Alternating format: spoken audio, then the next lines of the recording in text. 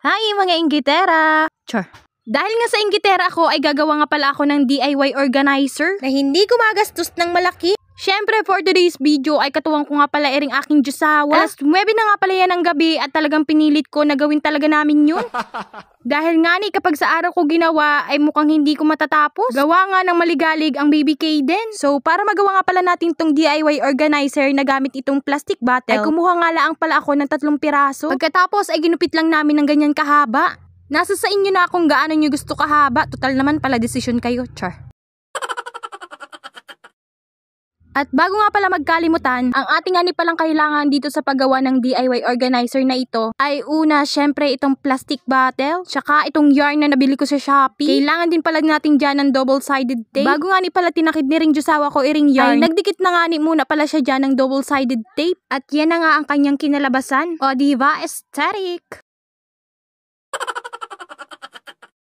Nung natapos na nga malagyan ng yarn itong mga plastic bottle, kinuha ko na nga itong sirang bag. At kung iniisip nyo kung bakit may bag, syempre gagawa natin ng paraan para ma-design na natin yung mga plastic bottle na nilagyan natin ng yarn kanina. Kuha ko lang pala dyan yung gitnang part ng bag. Pagkatapos ay ginupit-gupit ko lang ng ganyan kalalaki. Dapat talaga yung alagay ko din yung mga nagakintaban baga. Kaso nga ni ay hindi agad ako naka-order sa Shopee. Kaya ganyan na lang ang nilagay namin. Iring ay pwedeng gamitin sa bahay, sa office, lalo na sa school. Perfect nga iring lalagyan ng mga lapis, gunting, ballpen, at kung anong gusto nyong mailagay na magaan lang. At ayan, pagkatapos ngang malagyan namin yung pinakang taas ng design ay iring baba naman ang isinunod namin. Pagkatapos nga namin malagyan yung isa ay iring mang isa ang nilagyan namin. At ganun pa din nga ang proseso. Noong natapos na nga malagyan ng mga design itong mga plastic bottle, ay kumuha nga na nga ako ng karton. Iring karton nga pala na iring ay agawin nating pinakang base ng mga bottle na ginawa natin kanina. At hindi ko na nga pala ipapakita dyan yung buong video ng kung paano niya ginawa itong base na ito. At baka abutin pa nga tayo ng Pasko, Diyos ko.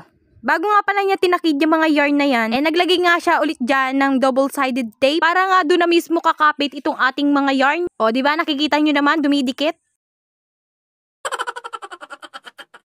At irin na nga ang kinalabasan nung natapos na. At hindi pa nakontento ang person. Nilagyan pa talaga ng mga design dito sa pinakang corner. Yan nga palang puti dyan sa gitna ay styrofoam. Diyan nga natin ididikit yung mga plastic bottle na ginawa natin kanina. Pero kung sakaling maibigan nyo itong gawin, ang gawin nyo na lang na pinakampatungan ng mga plastic bottle ay karton na lang din. Dahil nga sa styrofoam yung pinakampatungan nitong mga plastic bottle na ginawa namin, kapag nilagay mo ng glue gun ay natutunaw. Kaya naman ang ending ay hindi siya ganun kadikit. Pero dahil nga sa nandyan na yan, ginawa na nga ng paraan ni ring Diyosawa ko. At kung napapansin nyo pala, yung gitnang part, ribbon ang nakalagay. Yun dahil sa naubusan tayo ng ganyan sa nakalagay sa magkabilang gilid. Kaya naman kinuha ko yung ribbon na nakalagay dun sa headband ng kapatid ko. Ay, di ba kayo pwede na din? Mindset ba? Mindset. Char. Charan! Yan na nga ang ating DIY organizer. O diba? Aesthetic!